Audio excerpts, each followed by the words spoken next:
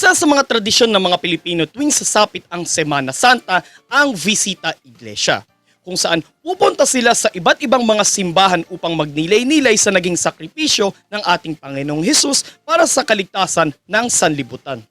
Sa episode natin ngayong Semana Santa mga kapodcast, lilibutin natin ang 8 sa mga simbahan na matatagpuan sa iba't ibang mga premyadong paaralan sa Kalakhang, Maynila. What is up mga kapodcast? Welcome sa lugar na puno ng mga kwento. This is your Geographical Podcast Show.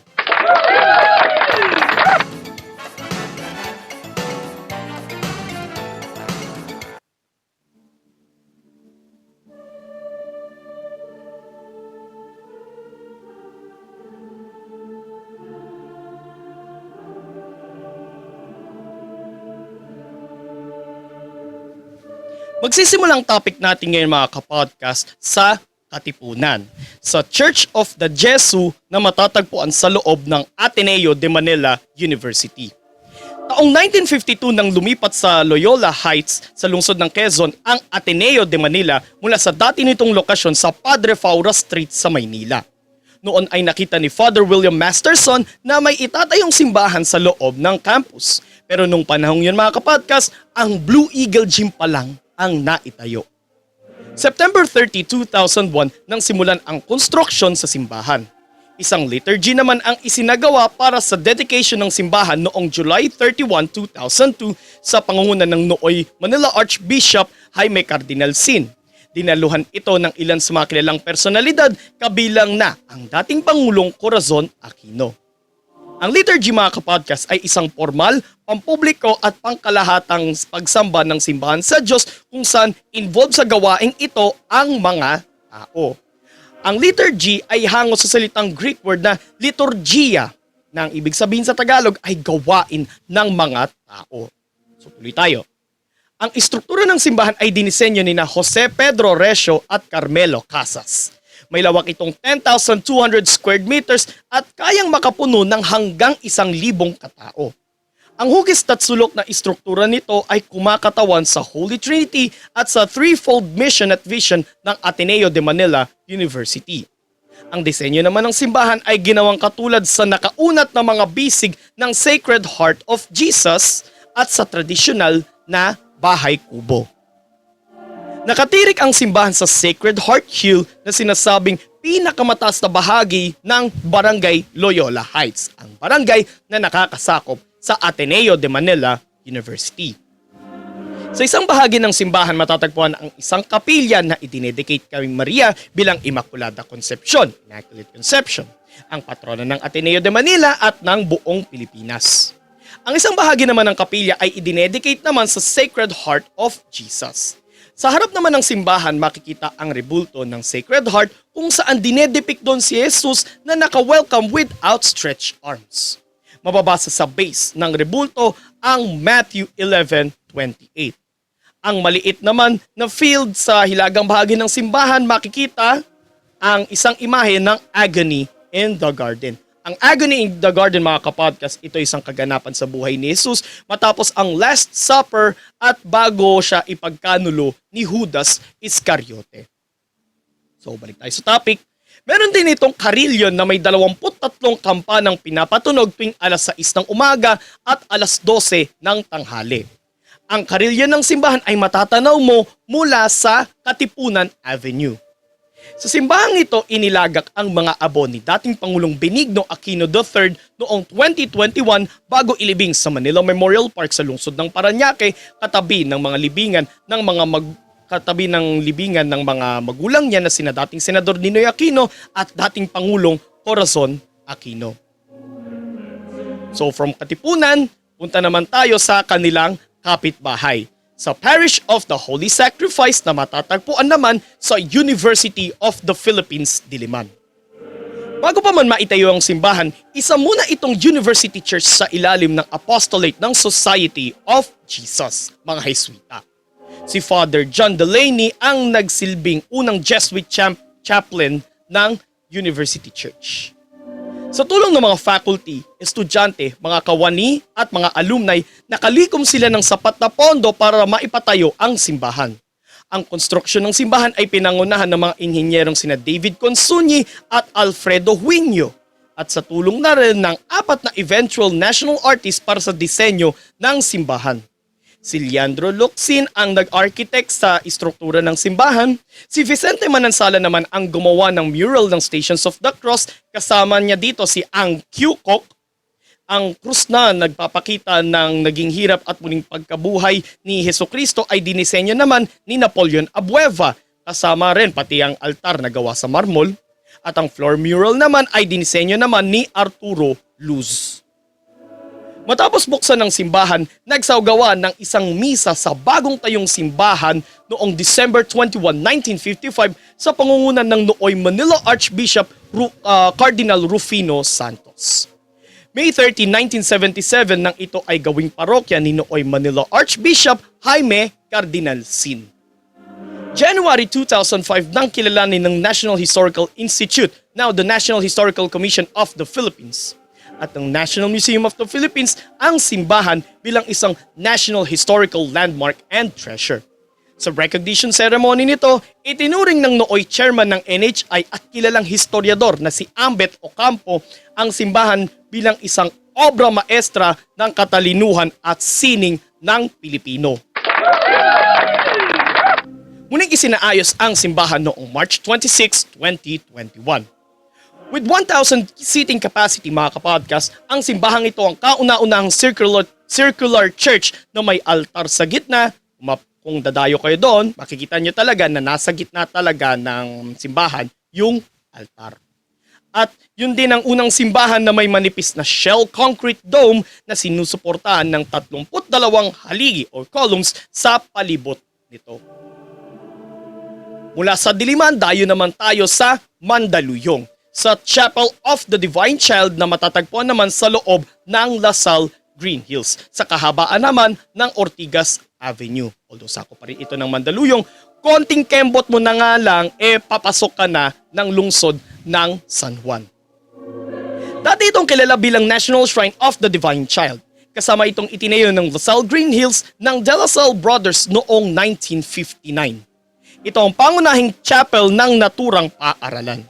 Bukod pa sa mga misa tuwing araw ng linggo, dito rin isinasagawa ang First Holy Communion para sa mga grade 3 students tuwing Disyembre hanggang Pebrero. Dito rin kadalasan ibinuburol ang mga namayapang faculty, alumni, brothers at iba pa. At sa kapilya ring ito ginanap ang press conference ng whistleblower na si Jun Lozada noong February 7, 2008 kaugnay ng kontrobersya sa NBN-ZTE deal. Mula sa Mandaluyong, dayo naman tayo sa Santa Mesa, sa Interfaith Chapel sa loob naman ng A. Mabini Campus ng Polytechnic University of the Philippines. Itinayo noong 1979 bilang bahagi ng expansion project ng A. Mabini Campus ng PUP. Ang kasalukuyang itsura ng kapilya ay isinaayos noong 1999 bilang bahagi naman ng modernization project ng naturang pamantasan. Ang Interfaith Chapel ay isang ecumenical chapel kung kaya't bukas ito para sa lahat ng mga relihiyon. Layo ng PUP na pairalin ang respeto at pagkakaisa ng iba't ibang pananampalataya. Mula naman sa Santa Mesa, dayo naman tayo sa kahabaan ng Mendiola, sa Our Lady of Montserrat Abbey. Itinayo ng mga Benedictine sa pangunguna ni Jose Diaz y Villar noong 1895. Ngunit dahil sa liit ng monasteryo, binili ng mga Benedictine monks ang isang bahagi ng lupa sa Mendiola Street, kung nasan ngayon ang simbahan. Sinimulang itayo ang kasalukuyang istruktura ng simbahan noong February 15, 1925 at nakumpleto ito matapos ang halos isang taon noong January 13, 1926. Neo-Gothic ang disenyo ng labas ng simbahan habang Neo-Baroque naman ang disenyo ng loob nito. Nakapintas sa loob ng simbahan ang The Apotheosis of the Holy Name of Jesus, pati na ang Nativity of the Lord, yung kapanganakan ni Hesukristo, sa mga pader nito at ang Stations of the Cross. Dinisenyo naman ni Father Aelred Nilo ang isang mural sa isang bahagi ng simbahan at pininta ng Italianong pintor na si Francesco Giannini noong 2010. Sa mural na yun, makikita ang kasaysayan ng kasalukuyang congregation, pati na ang muling pagkabuhay ni Jesus, ang mga santo, at ang mga kilalang religious personalities. Ang simbahang ito ang nagsisilbing chapel ng katabi nitong pamantasan, ang San Beda University. Mula sa Menjola, dayo naman tayo sa Espanya, sa Santissimo Rosario Parish na matatagpuan sa Central Seminary Building sa loob ng University of Santo Tomas. Itinayong simbahang ito noong November 13, 1932 at dinisenyo ang istruktura nito ni Fernando Hizon Ocampo Sr. Isa ang Central Seminary Building kung saan matatagpuan ang simbahan sa mga unang gusaling itinayo sa Espanya campus ng UST. Kasi at that time mga kapodcast, meron pa yun yung Intramuros campus bago pa ito bombahin noong panahon ng mga Hapon.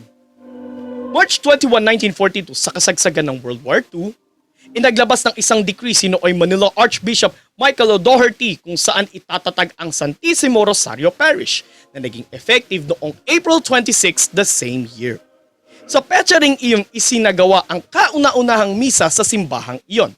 September 28 the same year nang ilagak sa simbahang iyon ang imahe ng Our Lady of Lanaval de Manila mula sa nawasak na Santo Domingo Church sa Intramuros bago pa ito ilipat sa ngayoy Santo Domingo Church sa Quezon City noong 1954. Nirenovate ang sanctuary ng simbahan noong 1999.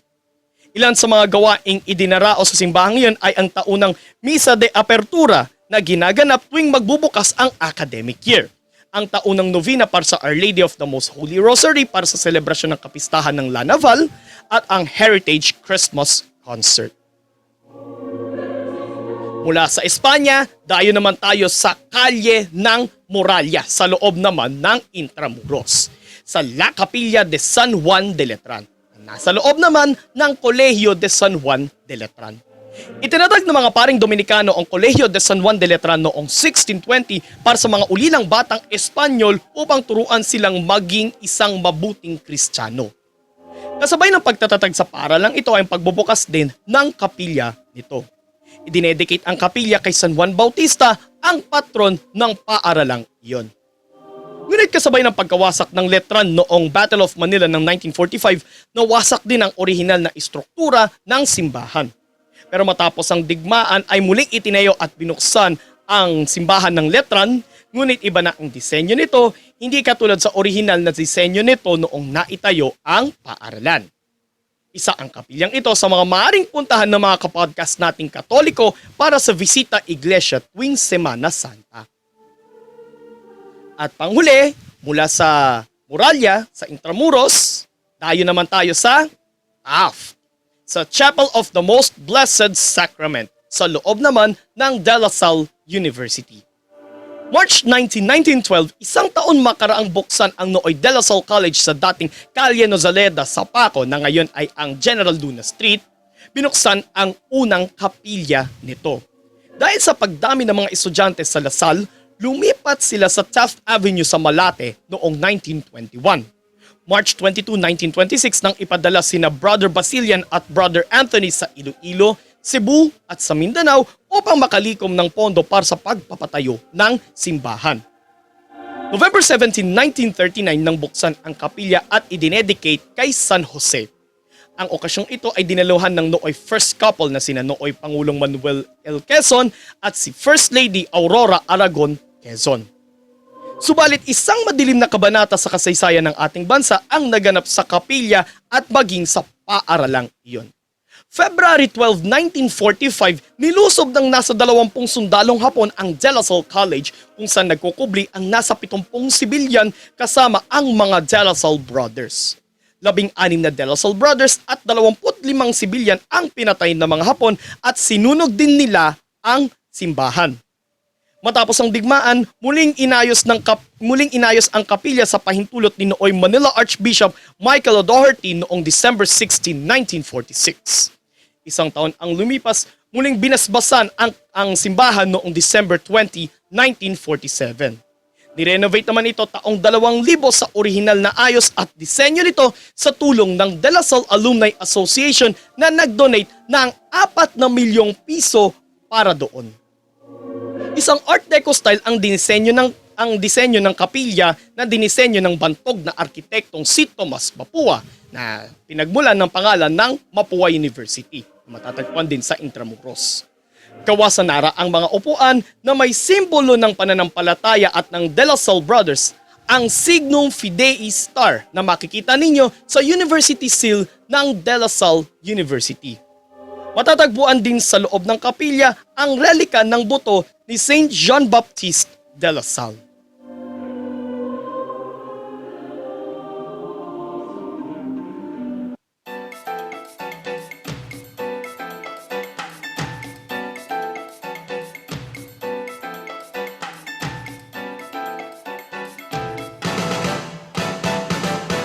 Ang paaralan ay hindi lang basta lugar ng husay, talino at dunong. Dito rin hinuhubog ang pananampalataya ng mga estudyante na kanilang magagamit pagdating ng panahon na sila ay magiging mga profesional at o di kaya mga leader ng ating bayan. Kaya naman ang pagkakaroon ng mga simbahan sa loob ng mga paaralan ay sumisimbolo sa pananampalatayang espiritual ng mga taga doon sa paaralang iyon. Mapa-estudyante man, faculty, kawani, o kahit mga alumni. More episodes coming your way, so please follow us on our social media accounts at Mans Media PH at papapakinggan nyo rin po ang GPS sa ating mga audio platforms. This is Man speaking and this is your Geographical Podcast Show, ang lugar na puno ng mga kwento. God bless everyone, God bless the Philippines, purihin po ang Panginoon.